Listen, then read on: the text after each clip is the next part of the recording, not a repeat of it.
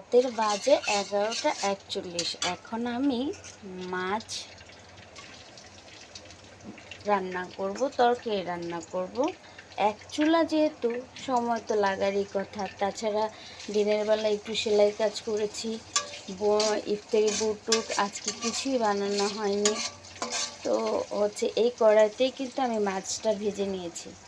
তো চটপট করে আমার পেঁয়াজটা হবে, তারপরে আমি দিয়ে দেবো হলুদ, মরিচ, লবণ, তারপরে বাটা মশলা দিয়ে দেব এবং কষাবো। কষিয়ে ভালো করে যা আছে সেটা আলু দিয়ে দেব। আলু দেওয়া হয়ে গেলে ভালো করে কষিয়ে নিব।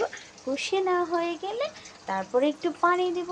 পানি দিয়ে তারপরে এই যে মাছের মাথা চারটা দেখছো, এই চারটা মাছের মাথা দিয়ে মাখা মাখা করে রান্না করে নেব। ব্যাস, ইফতারে সেহরিতে খেয়ে নেব। ঠিক আছে।